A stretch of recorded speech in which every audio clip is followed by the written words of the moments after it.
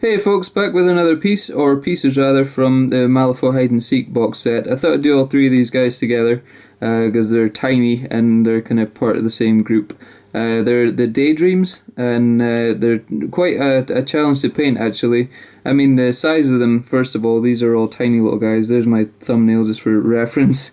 But yeah, they're kind of, as I say, they're a challenge because of the size.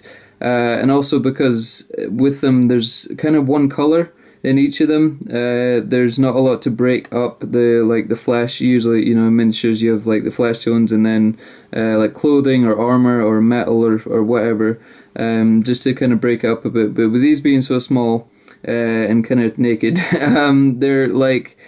It was a challenge to make them visually interesting. I think with the tiny scale of them and just with the lack of kind of variation in them, I guess. But I think I managed alright. I'm fairly happy with how they turned out. But I just went with the colours I went with were just the same as on the cards for them. Yeah, really like these little guys. They're an interesting kind of variation, I guess, on the usual kind of size miniatures. These are just little tiny dudes. Another challenge actually.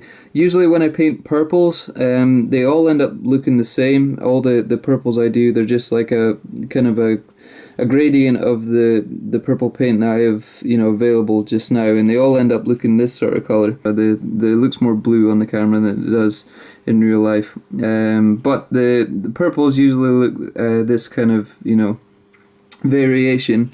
So it was a challenge to do two different kind of purples, and this was a kind of a good learning experience. Basically just dry brushing, doing a base coat of purple, the same purple that's on this guy, but then instead of dry brushing in lighter purples, I dry brushed up, mixing in like I think it was a dead flesh sort of color.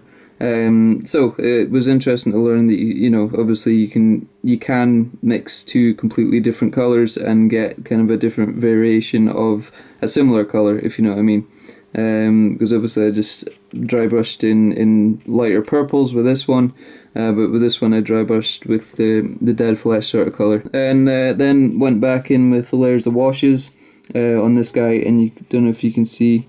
He's got a bunch of tiny little spots on him just to make him look, to almost make I tried to make his skin look kind of translucent, I guess, just with the washes and the dry brushes. I actually found it was kind of worked to do a layer of dry brushing and then wash over it and then do dry brushing on top of that, wash over it again.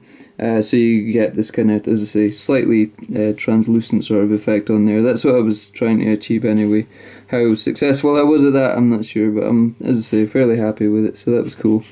But yeah, this is, as I say, the smallest miniatures I've ever done, so I think they turned out alright, which is cool.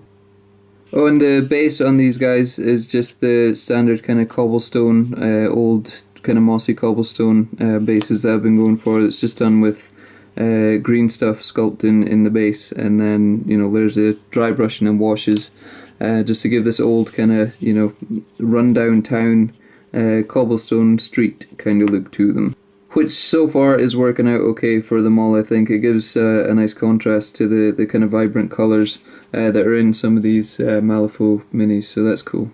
But next in the hide and seek box set, I will probably be doing the imps, I think, and then I think I might just have the dreamer to do after that, and then the hide and seek box set is done. Pretty sure that's all of them. So if you want to come back and check those videos out sometime, hopefully in the near future, that'd be awesome. But until then, cheers for watching, and I will catch you all later. Goodbye.